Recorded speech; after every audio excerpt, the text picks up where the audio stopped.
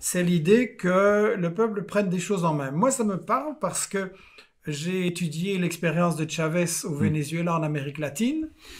Une des toutes premières choses qu'il a faites quand il a été élu, un peu par surprise, parce que les autres s'étaient tellement discrédités par la corruption, la répression aussi très très forte qui était survenue. On avait tué 3000 manifestants qui manifestaient contre la pauvreté, et ça on n'en a pas parlé en Europe. Et donc quand Chavez est arrivé, une des toutes premières choses qu'il a faites, c'est d'instituer une constituante, c'est-à-dire qu'il a organisé dans tout le pays, dans Les les villages, villes, dans les villages, même chez les Indiens, partout, dans les zones les plus les reculées, réflexions constituantes. voilà, des comités qui ont réfléchi à un texte de la Constitution. C'est-à-dire que, au lieu, dans le jeu existant, de poser des revendications, ils veulent écrire eux-mêmes les règles du jeu. Et bon, on ne peut pas dire que le processus a été parfait dans un pays comme le Venezuela, où on sort de siècles de colonialisme et d'exploitation. C'est pas facile de tout, et d'obéissance, et de soumission, et de fatalisme. On ne peut pas tout changer, mais je crois que ça a été quand même un coup de génie, parce que les gens se sont sentis beaucoup plus investis, et il a accompagné ça par d'autres mesures, c'est-à-dire qu'il avait un appareil d'État extrêmement bureaucratique, même en y injectant des gens nouveaux qui fonctionnaient pas vraiment pour le peuple et qui se remplissaient les poches, hein, il faut être clair. Et donc, il a, à côté de ça, institué par exemple des comités de base dans les communes populaires ou des comités de quartier où là vraiment les simples gens étaient représentés et intervenaient sur des questions de quartier d'abord, au niveau local, de drogue, de violence, des égouts, des poubelles, des choses comme ça. Et petit à petit, se familiariser avec l'idée, tiens, on peut décider nous-mêmes. Et après, ils ont commencé à former des comités qui se regroupaient ensemble pour des questions plus importantes. Et ça a été une manière, en plus d'un travail d'éducation, par exemple, distribuer plein de livres gratuits, et je crois qu'il a, comme ça a été une manière c'est toi de qui m'avais mobiliser. expliqué il a alphabétisé des millions de personnes, un million de personnes, oui, un million de personnes, de vieux essentiellement. Et en leur apprenant à lire, non pas avec n'importe quel texte, mais avec la Constitution, qui est un petit livre bleu.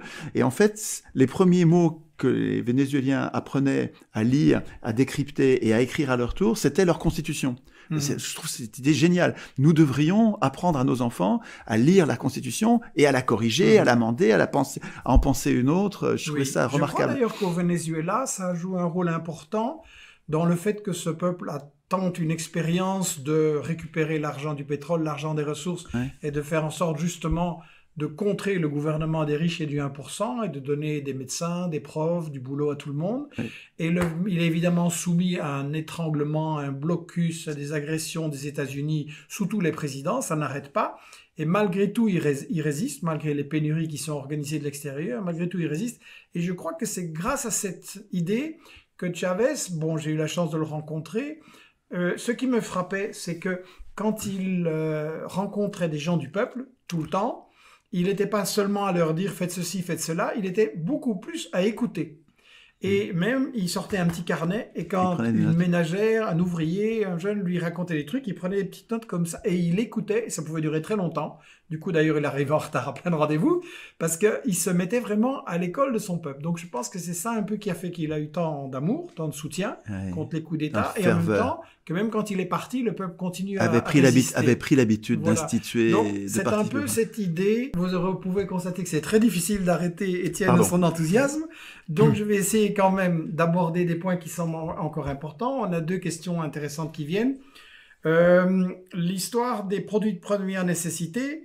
Je crois que l'expérience du Venezuela est intéressante. Chavez, confronté au blocage et aux pénuries des gros commerçants qui importent des biens des États-Unis, les vendent très cher, organisent des pénuries pour faire monter les prix, a mis sur pied des petites supermarchés locaux, ça s'appelle les Mercals, qui vendent les biens de première nécessité, des produits de bonne qualité à des prix écrasés. Et ça, c'est vraiment un service public. L'idée que les restos du cœur, que les gens dépendent de la charité, ça devrait être remplacé par un service public qui donne une solidarité le droit à l'existence. Bien.